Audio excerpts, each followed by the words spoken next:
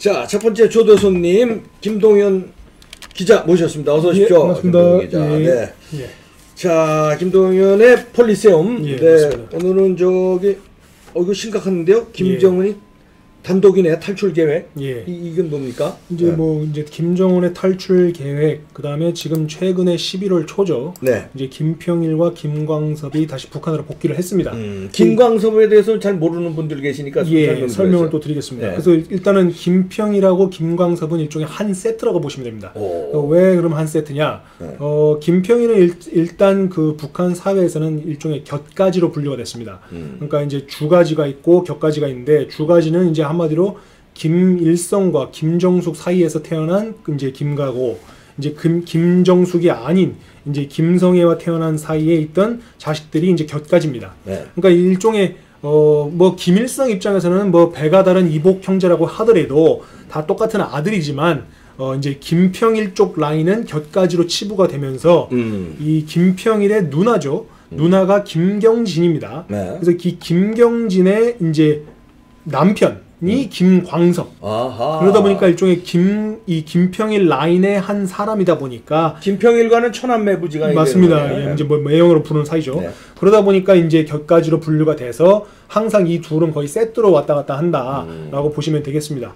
그래서 지금 요런 상태인데, 지금 이제 11월 초에 이 사람들이 이제 북한으로 들어갔습니다. 네. 들어갔는데 그 이후로 뭐 국정원이나 이런 데서도 정확하게 들어갔다는 내용도 안 나오다가 그냥 들어갔다는 내용 정도만 나오고 왜 들어갔냐라고 이제 물으니까 거기에 대해서 지금 나오는 답이 없어요. 네. 그런데 이제 지금 한 가지 이제 여러 가지 가능성들이 있는데, 물론 이제 이게 뭐 틀릴 수도 있고 맞을 수도 있지만 일단 설명을 드리겠습니다. 네. 그래서 이제 이 김일성 이제 이 낳은 이제 자식들 중에는 아까 말씀드렸다시피 김평일 라인, 이게 이제 지금 사진 있네요. 이게 김광섭, 김평일입니다. 지금 화질이 좀 초록색 동그라미가 김광섭이고 예, 빨간색 동그라미가 김평일입니다. 예, 뭐 화질이 좀 안 좋은데. 네. 그래서 일단은 이 두 사람이 이게 언제 찍은 거냐? 이게 이제 2015년 이제 그 여름에 네. 이제 북한에 들어가서 제43차 이제 대사 회의라 해서 이제 나가 있던 대사들 전체랑 다 같이 이제 사진을 찍은 겁니다. 네. 그래서 뭔데 이런 사진을 단체 사진 찍는 것 자체도 북한 사회에서는 상당히 이례적이다라고 볼 수가 있습니다. 근데 요 이후로 안 들어갔다가 이제 다시 발령받아서 이제 정식 복귀를 한 겁니다. 네. 그래서 이제 복귀 사유에 대해서는 지금 여러 가지 지금 소문이 돌고 있는데 정확한 이유는 지금도 확인이 안 된 상태입니다. 그런데 지금 현재 그러면 이런 사진을 찍은 것도 상당히 보기 드문 이유는 북한 사회에서 이 곁가지라고 하는 김평일 라인에 엮이게 되면은 일종의 라이벌, 그러니까 김정일 그리고 김정은의 은의 라이벌 세력으로 간주가 돼서 너희들 지금 모략을 하는 거 아니냐, 또는 정권을 이걸 바꾸려고 하는 거 아니야, 이런 계략의 행동으로 이제 치부가 되기 때문에 이 사람들하고는 엮이지가 않고 거의 뭐 북한의 전현직 탈북자들 얘기로 말하는 거 보면은 모세의 기적이 일어난다. 그러니까 한마디로 이 사람들이 어디든 가면 이게 다 그 주변에서 사람이 싹 사라지는 겁니다. 그럼 모세의 기적처럼 그렇게 되기 때문에 이 사람들하고 또 한마디라도 말이라도 뭐 한마디 엮이면 그 무슨 오해받을 수 있으니까. 예, 그리고 뭐 무슨 대화를 나눴는지까지도 적어서 이제 보고를 해야 된다고 해요. 그러니까 한마디로 이제 엮이면 별로 안 좋은 거죠. 예. 그리고 심지어 이제 북한 내부에서 이제 전직 그 탈북한 외교관들 얘기로 따르면 이 사람들은 김정일이가 상당히 치밀하면서 이 사람들의 그 위치를 항상 추적하려고 벤츠를 하사했는데 색깔이 흰색입니다. 눈에 띄게. 예, 그러니까 북한 내에서 흰색 벤츠는 거의 없거든요. 그래서 지금 어딜 가는지 완전히 좌표가 확실히 찍히는 거죠. 거의 그 대수도 뭐 한 10대 미만인데 그게 전부 다 이쪽 라인에 지금 배정이 됐기 때문에 어디를 이동하든지 눈에 띄고 흰색 벤츠가 원거리에서 포착이 되면 다 다른 외교관들은 사라진답니다. 그 정도로 이제 집중 감시를 받는 대상이다. 그런데 이런 집중 감시 대상이 이제 동구권이죠. 체코 대사로 나가 있고 오스트리아 대사로 나가 있었는데 갑자기 불러들였다는 거에 대해서 여러 가지 지금 뭐 추정들이 있어요. 일각에서는 이제 그 김평일과의 관계가 이제 김정은이 모든 이런 뭡니까 나쁜 감정을 버리고 서로 이제 품어주기 위해서 다시 불러들였다라는 말이 있고, 또 일각에서는 더 집중 감시를 하기 위해서 불러들였다라고 지금 말이 나오고 있습니다. 근데 저는 제 개인적으로는 지금 후자가에 가깝지 않은가 지금 그렇게 보고 있는 상태입니다. 근데 제목을 끔찍하게 달았어요. 예. 김정은의 탈출 계획을 알고 있나? 예. 요거하고 이제 또 엮일 수 있는 내용이 뭐가 있냐면 이 김정일 때 이제 김정일이 믿고 있는 신복 중에 박용무라고 있습니다. 네. 박용무라는 사람이 일종의 그 39호실이죠. 네. 39호실을 총관장하고 뭐 서기실이나 이런 데서도 관장을 했던 인물이에요. 네. 근데 이 사람이 이 내용은 이제 2018년 로이터 통신을 통해서 이제 나온 건데 이 사람이 이제 탈출 계획을 위한 여권을 만들어줬다. 그러니까 네. 김정일과 김정은의 여권을 만들어줬다라는 게 이제 포착이 된 겁니다. 그래서 사진을 좀 내려보실까요? 네. 쭉 내려가시면 여권이 있습니다. 아 이거 아니고 여기서 탈출 계획에서 쭉 내려가시면 더 내려가시면 이제 여권 사진 나오죠. 자, 요겁니다. 자, 요거요. 요게 이제 김정은, 은이고. 그다음에 김정일입니다. 뭐 거의 실물과는 거의 뭐 전혀 다르죠. 근데 뭐 젊었을 때고 얘는 예. 어렸을 때니까. 예, 그래서 이게 96년도에 발급을 받았다고 이 문서상은 나와요. 여기 보시면 96년 나와 있죠. 그러네요. 예, 그래서 이게 어떻게 돼 있냐면 체코 주재 브라질 대사관에서 이 여권을 발급했다라고 나왔습니다. 당시에. 그래서 이제 가명을 또 썼어요. 저기 조금 올라가시면 좀 위로 올라가시면 보면은 김정은은 요세프 푸아그, 그 다음에 김정일은 이종 뭐 치오이 뭐 이런 식으로 된 이름을 썼어요. 그래서 그러니까 가명을 가지고 이제 여권을 만든 겁니다. 그래서 요게 이제 발급이 받았다고 했기 때문에 당시 그럼 이 여권을 왜 만들었냐 이런 추정이 나오는데 정황상 이런 걸 다 따져봤을 때 탈출을 위한, 그러니까 예를 들면 김정일이가 전쟁을 치른다거나 무슨 급박한 상황이 북한에서 벌어질 경우에 해외로 도망가야 되지 않습니까? 네. 그러니까 어디든 도망갈 수 있게 여권을 만들어서 이제 갖고 있었다라는 게 나온 겁니다. 그래서 이제 요 여권을 만들어 줬는데 당시 이게 위조된 자료를 가지고 만든 건지 아니면 여권 자체가 위조인지 대해서는 지금 불명확합니다. 네. 그런데 이게 만약에 실질적으로 이 문서상이 말하는 대로 체코 주재 브라질 대사관에서 만들었다고 한다면 당시 이 동구권 지역에서 이제 머물고 있던 체코 지역에 머물고 있던 아까 말씀드렸던 김광섭 그리고 김평일도 이거를 인지했을 가능성이 있다. 당시에 이제 김광섭 같은 경우는 오스트리아 대사였고 김평일은 핀란드 대사를 하고 있었습니다. 그래서 이제 동구권이라든지 유럽 권역에 있었기 때문에 이 내용을 알았을 가능성도 있다. 그럼 그거에 대한 이제 또 추정이 또 한 가지 있는 이유는 지금 이거를 다 만들어줬던 박용무, 이제 김정일이 가장 믿고 있는 신복이죠. 왜냐하면 이런 탈출 계획을 맡긴다는 거는 아무한테나 못 맡기죠. 예, 그래서 이 비밀이 새 나가면 큰일 나는 거니까. 맞습니다. 죽기 때문에 이거를 목숨을 건 이런 비밀이기 때문에 이 박용무를 근데 김정일이 2011년 죽고 나서 김정은으로 정권이 넘어가고 나서 약 한 1년 정도 만에 김정은이가 그 박용무를 죽여버립니다. 숙청을 해요. 그래서 숙청도 무지하게 잔인하게 해서 그 박용무뿐만이 아니라 박용무 가족까지도 다 죽여버리고 마지막에 뭐 또 탱크로 또 뭉개버렸다 뭐 거의 이런 식으로 나오고 얘기가 있어요. 근데 박용무를 죽인 원인이 뭐냐라고 하니까 그 명분이 박용무가 아까 말한 그 김평일, 김광섭 외에 그 김정남 있지 않습니까? 2017년에 말레이시아 공항에서 죽은 김정남을 도와주다가 그 사실이 적발되니까 김정은이가 그 얘기를 듣자마자 화가 나서 진노하면서 죽여버려라고 해가지고 죽였다고 합니다. 그러니까 한마디로 김정일 때 당시는 아무리 이제 라이벌이고 싫다고 해도 김평일, 김광섭을 죽이진 않았죠. 또 김정남도 마찬가지로 죽이진 않았어요. 어느 정도 그냥 관리 대상으로만 분류했을 뿐인데 김정은이는 아예 다 죽여버린 겁니다. 그래서 박용무를 중심으로 했을 때는 이 격가지들이라고 할 수 있는 김평일, 그 다음에 김광섭, 그리고 이 김정남까지든 이 탈출 계획을 어느 정도 인지를 했거나 암암리에 공유했을 가능성이 있다. 근데 지금 그 중에서 지금 4명 중에 2명은 죽었죠. 지금 그 박용무 죽었고 김정남은 죽었습니다. 그래서 이제 그런 죽은 상태고 다시 김평일로 이야기를 돌아오자면 김평일의 입장에서는 정권을 위협한다는 인물로 이제 가장 이제 의심을 받는 인물 중에 하나입니다. 원래 애당초 곁가지라서도 그 관리 대상이었지만 김정은이 정권을 잡은 이후부터는 김정은은 항상 불안에 떨고 있습니다. 그 대표적 사례가 2011년 정권을 잡고 나서 2012년으로 넘어온 다음에 실제 군부의 한 40%의 정도가 다 바뀌었어요. 다 죽여버리거나 아예 새로운 인물로 바꿔버리거나.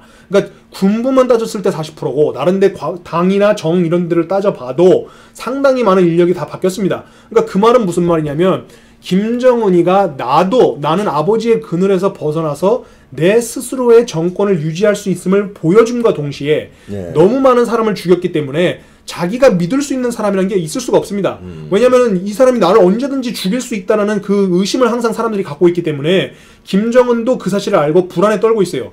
그래서 그 중에 하나가 이제 김정남이 눈에 거슬려서 죽였고, 김평일 입장에서는 김정남이 죽는 걸 봤습니다. 네. 그래서 김평일이 죽는 걸, 김정남이 죽는 걸 봤기 때문에 김평일 입장에서도 자기도 불안하죠. 상당히 불안하죠. 네. 근데 이미 김정남이 죽기 전에 또 누가 죽었냐면은 김영일이라고 있습니다. 그러니까 김경애, 그러니까 곁가지 중에서 이 네 명이 있는데 이남 이녀입니다. 네. 김경숙, 김경진, 아까 그 김광석과 결혼한 네, 그 김경진, 네, 둘째죠. 그 다음에 김평일, 셋째, 김영일이 막내예요. 근데 이 막내인 이 김영일도 죽었는데 언제 죽었냐면 2000년 5월에 독일 베를린에서 병실에서 병사로 죽었어요. 네. 근데 이것도 시기가 미묘한 게 2000년 5월에는 이제 죽었고 바로 다음 달이죠. 6월에는 처음으로 김대중과 김정일이 남북 정상회담을 했습니다. 그러니까 그 정상회담 한 달을 남겨놓고 죽어버린 거예요. 그래서 근데 이게 지금 병사라고는 대외적으로 알려졌는데 이게 지금 병으로 죽었다는 내용이 그 북한과 친밀한 쪽 소식통들의 얘기가 그렇다는 거예요. 네. 그러니까 그게 실질적인 병의 이런 데이터가 없는 상태에서 들리는 소문이기 때문에 확실한 게 아닙니다. 그러면 그 얘기는 김영일도 예를 들면은 숙청을 당했다거나 암암리에 이런 병으로 위장된 상태로 죽었을 가능성도 있다. 네. 그래서 이게 이제 간경화로 죽었다고 당시 알려졌습니다. 네. 근데 이제 이 사건이 있고 났기 때문에 근데 김평일의 입장에서는 자기 친동생이 죽었잖아요. 네. 근데 김평일은 알죠. 이게 실제로 병으로 죽었는지 아니면 그렇죠. 뭐 독살이나 뭐 다른 걸로 네. 죽었는지. 알겠지. 예, 자기는 알죠. 네. 그래서 그걸 안다는 거는 만약에 이게 병사가 아니라 다른 이유로 죽었다면 자기 친동생이 죽었기 때문에 이거는 분명히 나를 향한 경고다. 라는 거를 이제 받아들였을 것이고 네. 그 경고를 받고 나서 조금 잊을만한 2017년에 와서 김정남이 또다시 죽었기 때문에 김평일 입장에서는 상당히 위태로운 상황을 네. 보낸 겁니다. 그렇죠. 그러는 와중에 지금 이제 2017년 이제 그 사건이 있었고 최근에 다시 북한으로 들어간 겁니다. 야, 그런데 나 같으면 북한 안 들어갈 것 같은데. 그렇죠. 못 들어가겠죠. 못 들어가죠. 그 나도 들어가면 죽는 거. 그렇죠. 판단이 돼서 예. 어딜 도망가든지 망명 신청하든지 그러지. 맞습니다. 근데 들어갔다는 게 이상한 거예요. 그게 더 이상한 겁니다. 네. 근데 더 웃기는 거는 2015년에 또 들어갔다잖아요. 네. 근데 이게 그러니까 한마디로 이 간첩이라든지 이 공산권 국가에서 누군가 숙청을 할 때 쓰는 상당히 클래시컬하고 고전적인 방법이에요. 그게 뭐냐면 죽이기 전에는 미리 한번 불러요. 불러서 독재자가 상당히 잘해줍니다. 아주 친밀하게 잘해주고 난 너 믿고 있다는 식으로 이걸 심어주고 그래서 반감을 사그려뜨립니다. 그런 상태에서 나중에 죽이기 직전에 또 불러요. 방어복을 허물고. 그래서 실제 들어오라 할 때는 아유 이제 들어가야지 하고 들어갔다가는 쥐도새도 모르게 죽죠. 실질적으로 그런 식으로 많이 죽입니다. 그래서 그 스탈린이 그런 전법을 많이 썼죠. 네. 그래서 그걸 그대로 답습한 북한도 그런 형태를 많이 쓰기 때문에 2015년에 이미 한번 불러드렸고 또 일각에서 들리는 소문에는 이미 올해 이 11월에 들어가기 전에 올 여름에도 한번 들어갔다 나왔다고 해요. 그러니까 북한 한번 들어갔다가 다시 나왔다. 근데 다시 나올 때는 이제 짐 싸러 나왔다고 얘기를 합니다. 짐 싸러 나왔다가 다시 들어간다. 그랬는데 지금 그러면 이 사람들이 다시 나올 거냐? 라는 걸 확인해 봤을 때는 이미 지금 체코 대사 후임이 배정이 됐습니다.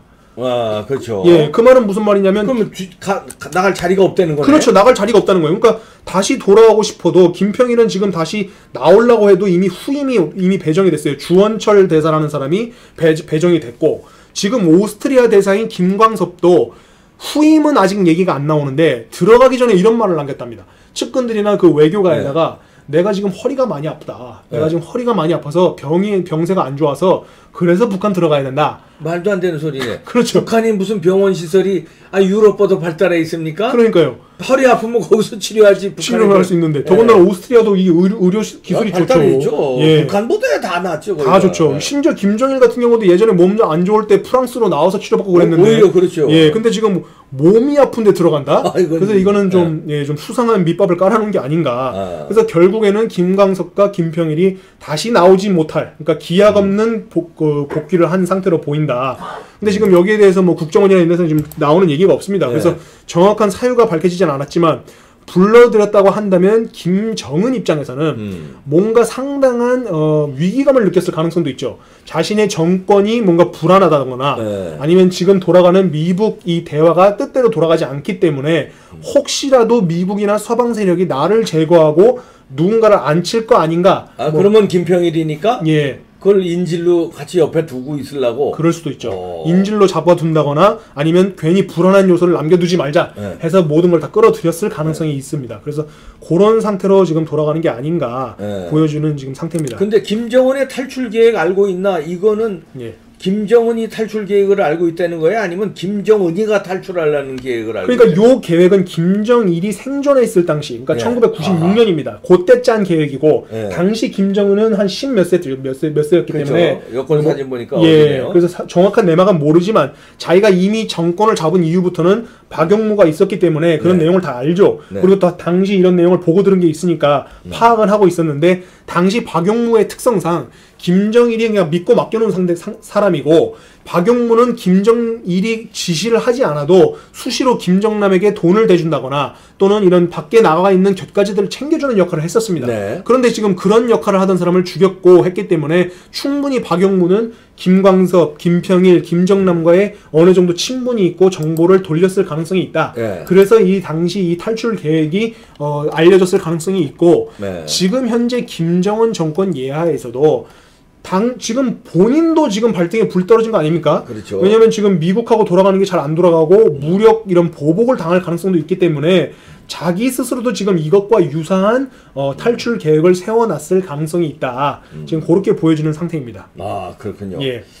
자, 김평일에 대해서 지금 뭐 무수한 억측이 나오고 있는데 그리고 이제 요거 이제 한 가지 첨가해서 말씀을 드리면 김정남의 그 죽기 직전의 생활이 어땠는가라는 거에 대해서 지금 뭐 별로 알려진 사실이 없습니다. 그래서 그 내용을 또 설명을 드리면 이런 게 있죠.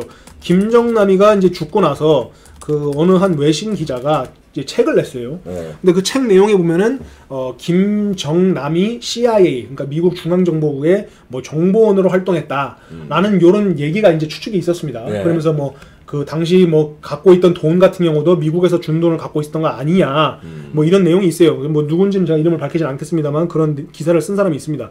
근데 제가 이거를 또 여러 이런 채널을 통해서 확인해 보니까 김정남이는 사실 이렇습니다. 김평일이, 그러니까 아까 말씀드렸던 박용무가 김정남을 이제 그 도와줬다고 해서 숙청을 당했죠. 그러니까 한마디로 김정남을 도와주는 이런 자금을 대는 사람은 박용무 같은 사람이에요. 그러니까 김정일 때 당시에 믿었던 이런 신복들이 알아서 김정남을 도와줬어요. 그러니까 밖에서 돌고 있잖아요. 김정남은 다시 들어가지도 못하는 상태에서 해외에서 생활을 하는데 생활 자금을 대줘야 됩니다. 근데 이런 생활 자금을 대주는 사람이 죽어버렸기 때문에 한마디로 하루아침에 김정남의 입장에서는 살 수가 없어요. 살 수가 없기 때문에 자기도 이제부터는 생존을 염두에 둬야 되는데 김정남이 그렇다고 해서 뭐 사업을 해봤습니까? 뭐 자기가 일을 해봤습니까? 돈을 벌 수 있는 능력이 없어요. 그런 상태에서 자기가 이걸 어떻게 하면 살 수 있을까 고민을 하다가 그래 정보 장사를 해보면 어떨까 라는 식으로 이제 생존을 고민을 한 겁니다. 정보는 엄청 많을 테니까. 많죠. 예. 그러니까 이게 당시에 또 이제 이런 게 당시 정황상 보면은 서방국이라든지 다른 정보국들 입장에서는 김정은이가 갑자기 들어오니까 김정은에 대한 정보가 없어요. 왜냐면 김정일은 어떤 스타일인지 추측이 되는데 김정은은 갑자기 들어와가지고 예상이 안 되는 범위인데 마침 이거에 대해 잘 알고 있는 김정남이 있다. 그러니까 한마디로 양쪽의 니즈가 맞는 거죠. 김정남은 살아야 되니까 정보를 팔 수가 있고 정보 당국들 입장에서는 모르니까 정보를 사야 되는 입장이고 그래서 그런 이런 정황상 이런 게 맞기 때문에 김정남이 이런 정보 장사를 하면서 생존을 했다라는 내용이 있습니다. 그렇기 때문에 당시 이런 정보를 팔면서 자기는 계속해서 생존을 하고 또 살다가 또 돈이 떨어지면 또 팔고 이런 식으로 가지 않았나라고 지금 이제 추정을 할 수가 있습니다. 네.